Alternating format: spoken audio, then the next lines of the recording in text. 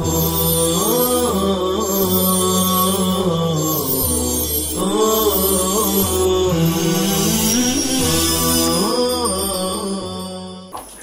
बिल्लाहि मिनश्शैतानिर्रजीम बिस्मिल्लाहिर्रहमानिर्रहीम रब्बिश्रह ली सदरी व यस्सिर ली अमरी वहलुल उक़्दतम मिन लिसानी यफ़क़हू क़ौली। Assalamu alaikum. May peace and blessings of Allah be upon each and every one of you.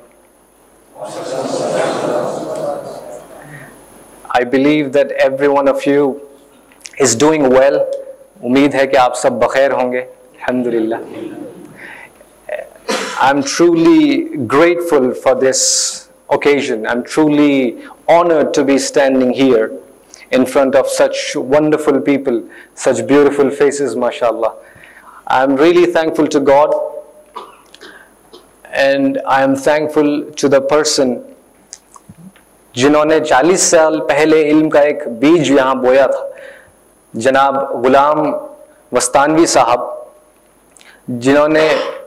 जिनकी मेहनतों से और उनकी बेशुमार मेहनत और सब्र की वजह से आज ये जो इतना बड़ा इदारा है पूरे हिंदुस्तान में और हिंदुस्तान से बाहर इसके तलबा हैं, तो सारा सहरा क्रेडिट जनाब गुलाम वस्तानवी साहब को जाता है और उनके तमाम टीचर्स, तमाम मैनेजमेंट को जाता है। I am thankful to the CEO of Jamia Ishaatul Uloom अक्कल कुआं जनाब हुज़ैफा वस्तानवी साहब फॉर इनवाइटिंग अस हियर। और इस प्रोग्राम को सक्सेसफुल बनाने के लिए जो कोशिश की जा रही है और जो लोग कोशिश कर रहे हैं, मैं उनका तहे दिल से शुक्रिया अदा करता हूं। अमानुल्लाह साहब, रेहान साहब और जितने हजरात स्टेज पर मौजूद हैं, I am really thankful to them. मैं अपने वालिदैन का और अपने ख़ास तौर पे अपने उस्ताद मोहतरम जनाब मुनव्वर जमा साहब का बेहद शुक्रिया अदा करना चाहता हूं। It is because of him I am able to stand here and speak a few words. और आखिर में अगर मैं आज ट्रेनर हूं तो वो डॉक्टर एम ए रफीक साहब की वजह से हूं, उनकी गाइडेंस की वजह से हूं। आजकल उनकी तबीयत थोड़ी नासाज है, आप सब लोग उनको अपनी दुआओं में याद रखें। मैं जितने दिन यहाँ पे रहा और जितना मैंने लोगों से बात करी, मैनेजमेंट से बात करी और जितना मैं समझा, मैंने ये समझा कि जामिया इशातुल उलूम का बुनियादी मकसद कौम के लिए, मुल्क के लिए और पूरी दुनिया के लिए रहनुमा, बेहतरीन रहनुमा तैयार करना है। ऐसे रहनुमा तैयार करना जो हमें सही राह पर लीड करें, ऐसे लीडर्स तैयार करना जो हम सबको यूनाइट करें, ऐसे लीडर्स जो जात पात मजहब ना देखें और हम सब के लिए वो काम करें, हम सब की खिदमत करें, और ऐसे लीडर्स जो हमारे मुल्क हिंदुस्तान को और तरक्की से जो है तरक्की के लिए उसकी मेहनत करें। तो देखिए, लीडर बनने के लिए दो चीज बहुत अहम है।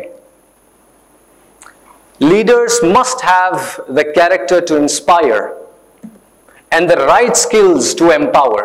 Am I audible to everyone in the back? सबको आवाज आ रही है? Leaders must have the character to inspire and the right skills to empower. ये दो चीज जब तक नहीं होंगी, जब तक एक इंसान लीडर नहीं बन पाएगा।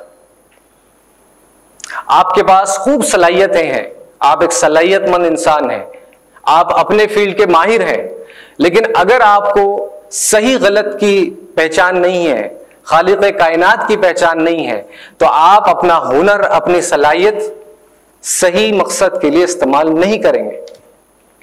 तो इसीलिए स्किल्स के साथ साथ कैरेक्टर होना जरूरी है, अखलाक होने जरूरी है, इस्लामिक टीचिंग्स होने जरूरी है। और माशाल्लाह अल्हम्दुलिल्लाह, आप लोग जो एक पहलू है character and the moral values, उस पर कई सालों से, कई अरसे से आप लोग मेहनत कर रहे हैं। अल्लाह ताला ने आप लोगों को चुना है अपने कलाम को महफूज करने के लिए। आप सबके सीनों में खालिक कायनात का कलाम महफूज है। तो दूसरा जो एस्पेक्ट है स्किल्स, मॉडर्न एजुकेशन, उसके लिए जो कोशिशें जामिया कर रहा है, उसमें से एक कोशिश 40 डे पर्सनालिटी डेवलपमेंट वर्कशॉप है। और ये वर्कशॉप इन्हीं दो एस्पेक्ट्स पर बेस्ड है, कैरेक्टर एंड स्किल्स। तो थोड़ी सी मैं बात इस पर करूंगा इंशाअल्लाह ताला। आज थोड़ा सा हम सेशन भी लेंगे, पढ़ेंगे भी, लेकिन उससे पहले मैं ब्रीफ करना चाहता हूं कि अगले 35-40 दिन हम लोग क्या करने वाले हैं और आप इससे क्या तवक्को रखें। तो स्किल्स की जब हम बात करते हैं तो इसमें हम लोग क्या पढ़ने वाले हैं, 3 अहम बातें: public speaking, English language, pronunciation. और इन सब को हासिल करने के लिए और इन सबको बेहतरीन तरीके से पेश करने के लिए we have to be confident. हमें अपने अंदर एतमाद पैदा करना होगा। तो हम एतमाद कैसे पैदा करें, कैसे हम कॉन्फिडेंट बने, इस चीज की हम यहां पर मेहनत करेंगे इंशाअल्लाह। अंग्रेजी जबान की अहमियत सबसे ज्यादा आपको मालूम होनी चाहिए। क्यों मालूम होनी चाहिए? इसलिए मालूम होनी चाहिए कि आपके पास जो इल्म है उसको हमें दुनिया तक पहुंचाना है। जो मिसकंसेप्शंस हमारे बारे में बन गए हैं उसको दूर करना है और अपनी अच्छी जो टीचिंग्स हैं उसको फैलाना है। उसके लिए बेहतरीन टूल अंग्रेजी जबान है। It is an international language today and we have to learn it, we have to speak it. आप लोगों में से बहुत लोग इंग्लिश पढ़ सकते होंगे, बहुत लोग अंग्रेजी समझ सकते होंगे और कुछ लोग ऐसे होंगे जो बोल सकते होंगे, लेकिन बहुत ही कम लोग ऐसे होते हैं जब अंग्रेजी में बात करते हैं तो सामने वाले को बहुत अच्छे से समझ में आती है। बहुत कम ऐसे होते हैं जो जब बोलते हैं तो रवानी के साथ बोलते हैं, अच्छे तलफ्फुज के साथ बोलते हैं। अभी दिल्ली से जब हम अक्कल कुआं के लिए हमने सफर तय किया तो जब हम प्लेन में बैठे तो मेरे बराबर में एक शख्स था और टेक ऑफ करने से पहले हमारी गुफ्तगू शुरू हो गई तो उसने मुझसे अंग्रेजी में बात करना शुरू की। तो मालूम हुआ कि वो ऑस्ट्रेलिया में 5 सालों से रह रहा है। अब जैसे हमारे वहां एक ही जबान के अलग अलग डायलेक्ट्स होते हैं, एक्सेंट्स होते हैं, यानी एक ही बात को अगर हम यहां कहते हैं, जैसे किसी ने बहुत बेहतरीन परफॉर्मेंस करी, दिल्ली में कहते हैं आग लगा दी, बहुत बेहतरीन काम किया। हैदराबाद में कहते हैं अंगारा लगा दिए। तो एक ही बात को अलग अंदाज में, अलग लहजे में, अलग एक्सेंट में। ऐसे ही इंग्लिश लैंग्वेज का भी है। अमेरिका में अलग प्रोनाउंसिएशन, अलग एक्सेंट से बोली जाती है, ऑस्ट्रेलिया में अलग एक्सेंट से बोली जाती है। हाउ आर यू सुना है आपने? How are you mate? Mate यानी दोस्त को बोलते हैं। अब वो मेट नहीं माइट बोलते हैं, हाउ आर यू माइट। तो फर्क आ गया लेकिन लफ्ज सेम है। तो मैंने जब उसकी बात सुनी तो मैं समझ गया कि इसका एक्सेंट डिफरेंट है। तो मैंने उससे पूछा कि क्या आप जब अंग्रेजी बोलते हैं तो हमारे हिंदुस्तानी भाई जो हैं क्या वो हंसते नहीं है, मजाक नहीं उड़ाते कि आप कैसी अंग्रेजी बोल रहे हैं? तो उन्होंने बताया कि जब मैं ऑस्ट्रेलिया पहुंचा मैंने अपने लहजे में बात करने की कोशिश करी लेकिन कोई बात मेरी समझा नहीं, किसी ने मेरी बात नहीं समझी। लेकिन जब मैं उन्हीं के एक्सेंट में बात करना मैंने शुरू किया तो सब लोग समझने लगे। तो हमें किस चीज की जरूरत है? हमें इस चीज की जरूरत है कि जो जबान जिस अंदाज में समझी जाती है, बोली जाती है, उस अंदाज में हम उसको बोलें। राइट? तो हम इंशाअल्लाह ताला तलफ्फुज पर, इंग्लिश पर, पब्लिक स्पीकिंग पर खूब काम करेंगे और उसके लिए आप सबको चेंज होना पड़ेगा, बदलना पड़ेगा। क्या बदलना पड़ेगा? अपनी आदतों को बदलना पड़ेगा, अपने मामूल को बदलना पड़ेगा। नहीं मेरे पास टाइम नहीं है, मशगूली बहुत है, अगर ऐसा है तो काम नहीं चलेगा। मुझे मालूम है कि आप सबकी मशगूली बहुत है, लेकिन अगर बदलना है तो कुछ ना कुछ करना होगा, मेहनत करनी होगी और अपने रूटीन को बदलना होगा। और एक चीज आप समझ लीजिए कि अगर आप ये सोचें कि 3 घंटे में क्लास में आऊंगा और उसके बाद मेरा काम खत्म हो जाएगा, तो आप कोई भी चीज इस दुनिया में नहीं सीख सकते सिर्फ अगर क्लास के ऊपर डिपेंडेंट रहेंगे।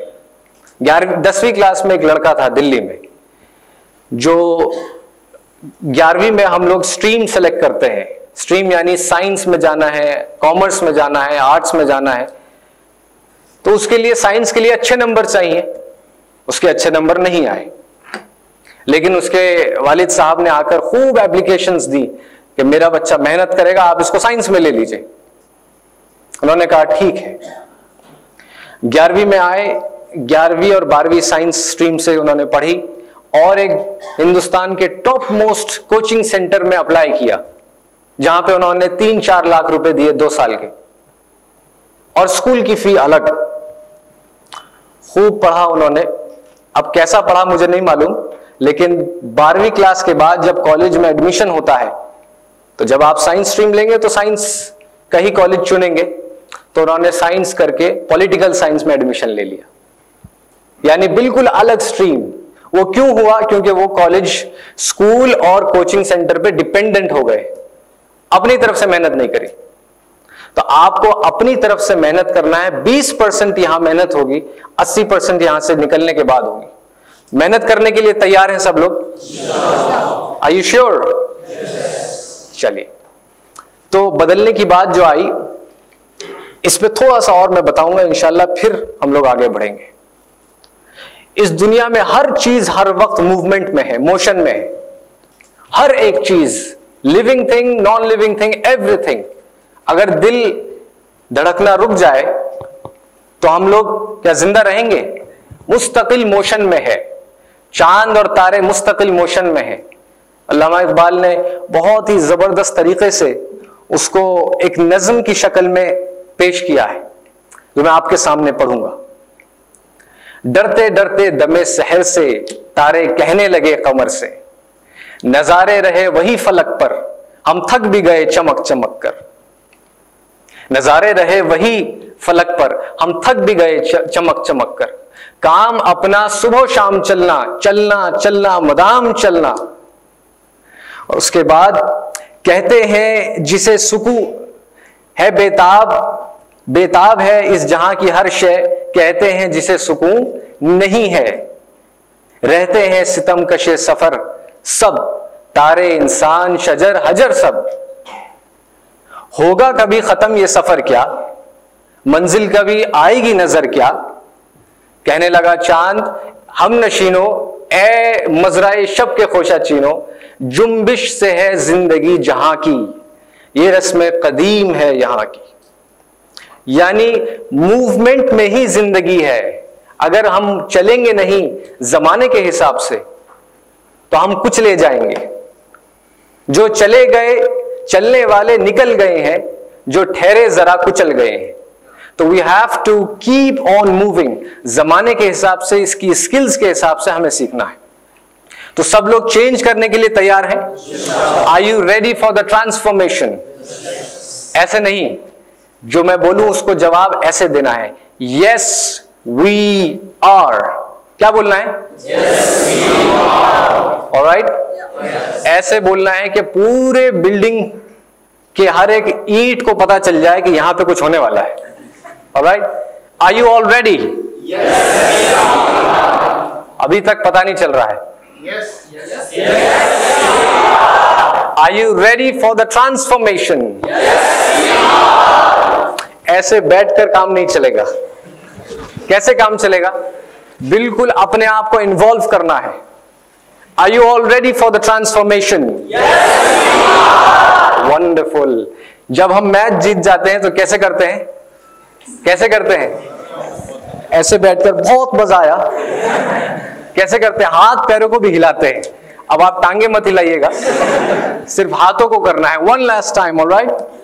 Are you all ready for the transformation? Yes, wonderful. चलिए, ये हाथों को कैसे हिलाना है इंशाल्लाह 40 दिन तक हम लोग करते रहेंगे, पढ़ते रहेंगे। आज जो है छोटी सी हम बुनियाद डालेंगे तलफ्फुज की। किसकी डालेंगे? तलफ्फुज की बुनियाद डालेंगे, प्रोनाउंसिएशन की। लेकिन उससे पहले एक बहुत छोटा सा सवाल जो शायद आप लोगों से किया जा चुका है। हो सकता है आप में से बहुत लोगों को उसका जवाब मालूम हो, लेकिन फिर भी मैं वो सवाल करना चाहता हूं। और सवाल करने के फौरन बाद आपको जवाब देना है, सोचना नहीं है। ऑलराइट? शर्त मंजूर है? शर्त मंजूर है? ऑलराइट।